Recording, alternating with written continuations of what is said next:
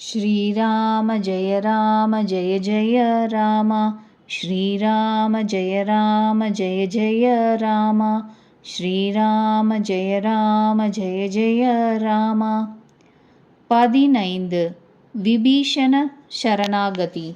ராவணனுக்கு அறிவுரை கூறிவிட்டு விபீஷணன் எப்பொழுது அகன்றாரோ அப்பொழுதே அரக்கர்கள் ஆயுள் முடிந்துவிட்டது. சிவபெருமான் கூறுகிறார், பவானி, சாதுவை அவமானப்படுத்துவது விரைவிலேயே மங்களங்கள் அனைத்தையும் அழித்துவிடும். ராவணன் விபீஷணனை இழந்த பொழுதே அந்த பாக்கியமற்றவன் வைபவமெல்லாம் இழந்தான். விபீஷணன் பலவாறு மனதில் மனோரதங்களை தீட்டிக்கொண்டு ரகுநாயகரின் அருகே சென்றார். எவை அடியார்களுக்கு சுகம் அளிக்குமோ, எந்த சரணங்களால் தீண்டப்பட்டு ரிஷி மனைவி அகலிகை கரை ஏறினாலோ, எவை தண்டகாரண்யத்தை புனிதமாக்கிற்றோ, நான் சென்று பகவானுடைய கோமளமான சிவந்த அந்த திருவடி தாமரைகளை காணப்போகிறேன்.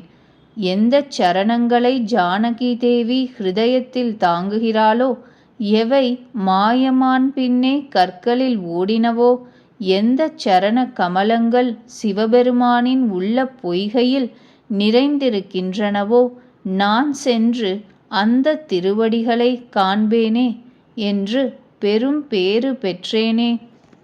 எந்த சரணங்களுடைய பாதுகைகளில் பரதன் தன் மனதை அர்ப்பணித்திருக்கிறாரோ, ஆஹா, அந்த சரணங்களை நான் இப்பொழுதே சென்று கண்ணார காண்பேனே. இவ்விதம் பக்தியுடன் சிந்தித்து கொண்டே விரைவிலே கடலின் இக்கரை வந்து சேர்ந்தார் விபீஷணர். வானரர்கள் விபீஷணர் வருவதை பார்த்து இவர் பகைவனின் முக்கிய தூதர் என்று அறிந்தனர். அவர்களை வாசலில் நிறுத்திவிட்டு வானரர்கள் சுக்ரீவனிடம் சென்றனர். அவரிடம் எல்லா செய்திகளையும் கூறினர். சுக்ரீவன் ராமன் அருகில் சென்று கூறினார், ரகுநாதா, கேட்டீர்களா? ராவணனுடைய தம்பி தங்களை சந்திக்க வருகிறார். பிரபு கூறினார், நண்பரே, உங்கள் கருத்து என்ன? வானர அரசன் கூறினார், மகாராஜனே, கேளுங்கள். அரக்கர்களின் மாயை அறிய முடியாது. இவன் விரும்பியபடி உருவத்தை மாற்றிக்கொள்ள கூடியவன். கபடியோ என்னவோ, எதற்காக வந்திருக்கிறான் என்பது தெரியவில்லையே. இந்த முட்டாள் நம்மை துப்பு அறிய வந்திருக்கிறானோ என்னவோ. இவனை கட்டி போட்டு விடுவதுதான் நல்லது என்று எனக்கு தோன்றுகிறது பிரபு.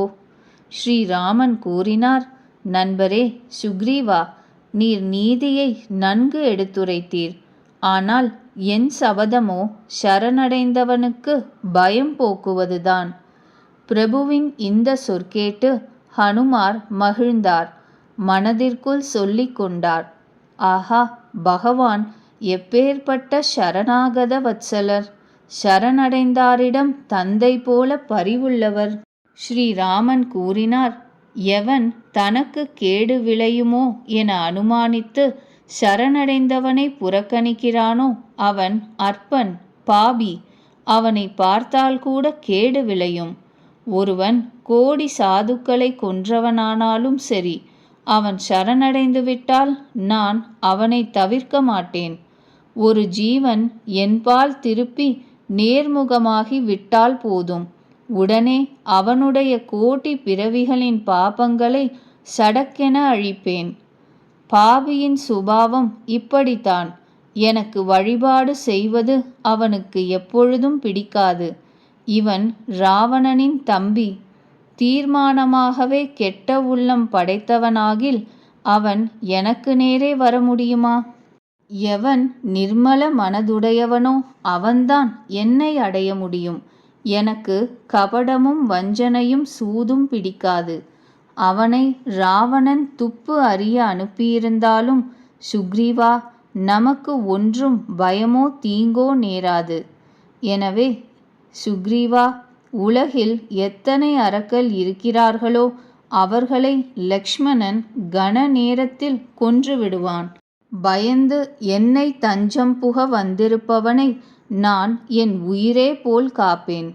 கருணாநிதியான ராமன் சிரித்துக்கொண்டே மேலும் கூறினார், இந்த 2 வகைகளில் எவ்விதம் இருந்தாலும் சரி, அவனை அழைத்து வாருங்கள். அப்பொழுது அங்கதனுடனும் ஹனுமாருடனும் கூட சுக்ரீவன் கிருபாலுவுக்கு வந்தனம் என்று கோஷம் போட்டுக்கொண்டு கிளம்பினர். விபீஷணனை மரியாதையோடு முன்னிட்டு கொண்டு வானரர்கள் எங்கு கருணை நிறைவிடமான ராமன் இருந்தாரோ அங்கு சென்றனர். கண்களுக்கு ஆனந்தம் என்ற தானத்தை அளிக்கின்ற 2 சகோதரர்களையும் விபீஷணன் தூரத்திலிருந்தே பார்த்தார். பொலிவெல்லாம் நிறைந்த ஸ்ரீராமனை மீண்டும் மீண்டும் இமை கொட்டாமல் திகைத்துப் போய் குத்திட்டு நின்று பார்த்து கொண்டே இருந்தார். பகவானுடைய நீண்ட கைகள், செந்தாமரை போன்ற கண்கள், சரணடைந்தவரின் பயத்தை போக்குகின்ற பசுமை திருமேனி, சிங்கத்தினுடையது போன்ற கழுத்து, பரந்த மார்பு ஒளி வீசியது, எண்ணற்ற மன்மதர்களின் மனதை மோகிக்கச் செய்கின்ற முகம். இப்படி பகவானின் ஸ்வரூபத்தை பார்த்து விபீஷணன் கண்களில் நீர் நிறைந்தது. மேனி மிகவும் சிலிர்த்தது. மனதில் தைரியம் கொண்டு அவர் குழைந்த குரலில் பேசினார். என் நாதரே, நான் ராவணனின் தம்பி. தேவர்களை காப்போனே, என் பிறப்பு அரக்கர் குலத்தில் நேர்ந்தது. என் உடல் தாமச குணம் படைத்தது. இயல்பாகவே பாபம் செய்வதில் ருச்சி பெற்றது. எப்படி கோட்டானுக்கு இருட்டு பிடிக்குமோ அப்படி. பிரபோ, பிறப்பு இறப்பு என்ற பயத்தை போக்குபவர் என்று தங்கள் புகழை காது கொடுத்து கேட்டு வந்திருக்கிறேன். துயரமுற்றவர்களின் துறை துடைப்பவனே, சரணடைந்தவருக்கு ஆனந்தமளிப்பவரே, ரகுவீரா, என்னை காப்பாற்றுங்கள், என்னை காப்பாற்றுங்கள். விபீஷணர் இப்படி கூறி தடிபோல் விழுந்து வணங்குவதை பார்த்த ஸ்ரீராமன் மிகவும் மகிழ்ந்து உடன் எழுந்தார். விபீஷணனின் பணிவான சொற்களை கேட்டதும் அவருடைய மனது மிகவும் இளகியது. தன்னுடைய நீண்ட கைகளால் அவரை பிடித்து இழுத்து தன் மார்போடு தழுவிக்கொண்டார். லக்ஷ்மணனோடு கூட விபீஷணனையும் சேர்த்து அணைத்து அவரை தன் அருகில் அமர வைத்து ஸ்ரீராம பக்தர்களின் பயத்தை போக்கும் மொழி பேசினார். லங்காதிபதியே, உம்முடைய பரிவாரங்களுடையவும் உம்முடையவும் நலம் கூறுக. உம்முடைய வாசம் கெட்ட இடத்தில் உள்ளதே. இரவு பகலாக துஷ்டர்களின் கூட்டத்தில் வசிக்கிறீர். நண்பரே, அங்கு உம்முடைய தார்மீக வாழ்வு எப்படி நடக்கிறது? நான் உம்முடைய நடைமுறை அனைத்தும் அறிந்து கொண்டேன். நீர் மிகவும் நீதியில் வல்லவர். உமக்கு அநீதி பிடிக்காது. அப்பனே, நரகத்தில் வாழ்வது கூட மேல். ஆனால் விதி துஷ்டர்களின் கூட்டுறவை ஒரு காலும் தரக்கூடாது. விபீஷணர் கூறினார், ரகுநாதா, இன்று தங்கள் திருவடிகளை தரிசனம் செய்து நலம் பெற்றேன். தாங்களே என்னை தன் அடியாராக ஏற்று என்னிடம் அருள் பாலிக்கிறீர்களே. எதுவரை ஒருவன் சோகம் தரும் சிற்றின்ப வேட்கையை துறந்து ஸ்ரீராமனை பூஜிக்கவில்லையோ அதுவரை ஜீவனுக்கு நன்மை இல்லை. கனவில் கூட அவன் மனதிற்கு அமைதி கிடைக்காது. எதுவரை வில்லும் அம்பும் இடுப்பில் அம்புரா தூணியும் தரித்த ரகுநாதன் உள்ளத்தில் குடிவரவில்லையோ அதுவரை பேராசை, மோகம், பொறாமை, திமிர், தற்பெருமை முதலிய கொடுமைகள் எல்லாம் உள்ளத்தில் குடிகொண்டிருக்கத்தான் செய்யும். எதிலும் தன்னுடையது என்று பற்றுதான் கும்மிருட்டு. அது விருப்பு வெறுப்பு உருவான கோட்டானுக்கு இன்பமளிக்கலாம்.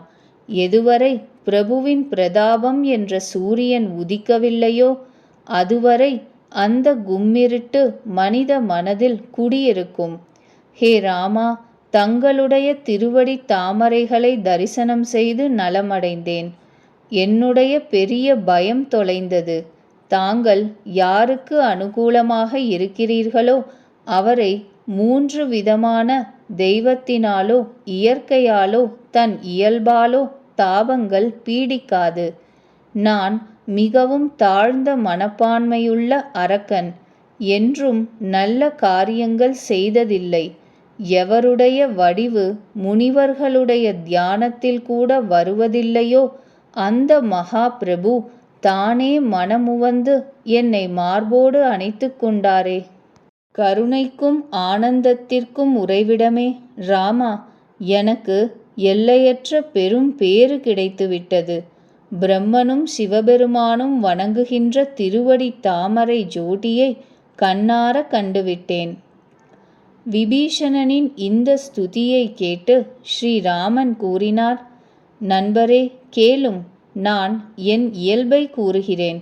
அதை காக்கபுஜண்டி முனிவரும் சிவபெருமானும் பார்வதி தேவியும் மட்டுமே அறிவர். யாராவது ஒரு மனிதன் சராச்சரமான உலகம் அனைத்துக்கும் துரோகம் இழைத்துவிட்டு பிறகு பயந்து போய் என்னிடம் தஞ்சம் புக வந்தால், திமிர் மோகம் பலவிதமான கபடு சூதுகளை விட்டுவிட்டால் அவரை விரைவிலேயே சாதுக்கு இணையாக்கி விடுவேன்.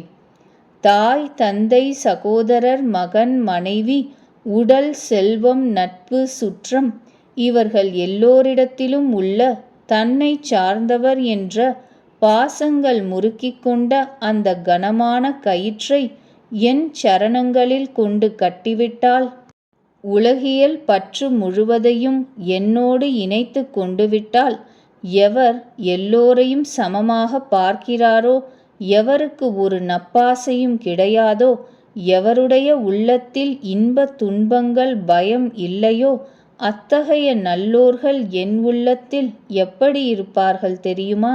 ஒரு லோபியின் உள்ளத்தில் செல்வ பற்று போல இடைவிடாது கெட்டியாக பிடித்திருப்பார்கள். உன்னை போன்ற பக்தர்களோ எனக்கு பிடித்தவர்கள்.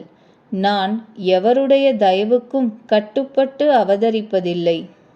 எவர்கள் சகுணரான பகவானை உபாசிக்கிறார்களோ, பிறருடைய ஹிதத்தில் நாட்டமுடையவர்களோ, நியாயத்திலும் கட்டுப்பாடுகளிலும் உறுதி உள்ளவர்களோ, எவர்களுக்கு அந்தணர் திருவடிகளில் பேரன்பு உள்ளதோ அத்தகைய மனிதர் என் உயிருக்கு உயிரானவர்கள். லங்காதிபதியே கேளும், உம்மிடம் மேலே கூறப்பட்ட பண்புகள் அனைத்தும் உள்ளன. அதனால் நீர் எனக்கு மிகவும் பிரியமானவர். ஸ்ரீராமனுடைய இந்த திருவாய்மொழி கேட்டு வானரர் கூட்டம் கருணைக்கடல் ஸ்ரீராமனுக்கு ஜே என்று கோஷமிட்டது. பிரபுவின் சொற்களை கேட்டு அவை காதுகளின் அமுதமாக நிறைகின்ற பொழுது விபீஷணனுக்கு திகட்டவில்லை. மீண்டும் மீண்டும் ஸ்ரீராமனுடைய திருவடி தாமரைகளை பிடித்து கொண்டார். எல்லையற்ற பேரன்பு உள்ளத்தில் அடங்கவில்லை. விபீஷணர் கூறினார், தேவதேவா, சராச்சரமான உலகின் உரிமையாளரே, சரணடைந்தோரை காப்பவரே, உள்ளத்தை அடக்குபவரே, என் உள்ளத்தில் முன்பு ஒரு பாசம் வாசனை இருந்தது. அது பிரபுவின் சரணங்களில் பக்தி என்ற ஆற்று வெள்ளத்தில் அடித்து கொண்டு போய்விட்டது. கிருபாலுவே, இனி சிவபெருமான் உள்ளத்திற்கு இனிதான தூய்மையான தங்கள்பால் பக்தியை அளியுங்கள். உடனே அப்படியே ஆகட்டும் என்று கூறி போரில் வல்லவரான பிரபு ஸ்ரீராமன் கடலிலிருந்து தண்ணீர் கொண்டு வரச் சொன்னார். ராமன் கூறினார், நண்பரே, உமக்கு விருப்பம் இல்லாவிடினும் உலகில் எந்தரிசனம் வீண் போகாது என்று கூறி ஸ்ரீராமன் அவருக்கு முடி சூட்டினார்.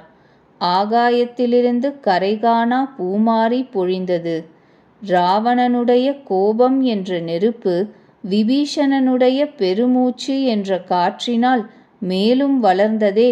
அதில் பொசுங்கிக் கொண்டிருந்த விபீஷணனை ஸ்ரீராமன் காப்பாற்றி அவருக்கு துண்டுபடாத முழுமையான அரசை வழங்கினார். ராவணன் 10 தலைகளையும் பலி கொடுத்த பிறகு அவனுக்கு சிவபெருமான் எந்த செல்வத்தை அளித்தாரோ அதே செல்வத்தை ரகுநாதன் விபீஷணனுக்கு மிகவும் கூச்சத்துடன் கொடுத்தார். சிவபெருமான் அளித்த செல்வம் அவ்வளவு பெரிய தியாகம் செய்தால்தானே கொடுக்கப்படலாம். அதை சிறிது கூட தியாகம் செய்யாத விபீஷணனுக்கு அளிக்கிறோமே என்ற கூச்சமா? அல்லது மனித தர்மத்தில் மிகச்சிறந்த தர்மமான சரணாகதியையே செய்து விட்டவனுக்கு, தன்னையே முழுமையாக அர்ப்பணித்து விட்டவனுக்கு கேவலம் தலைகளை மட்டும் அறுத்து கொடுத்ததற்கு உரிய பயனான செல்வத்தை கொடுத்தால் போதுமா என்ற கூச்சமா? தெரியவில்லையே.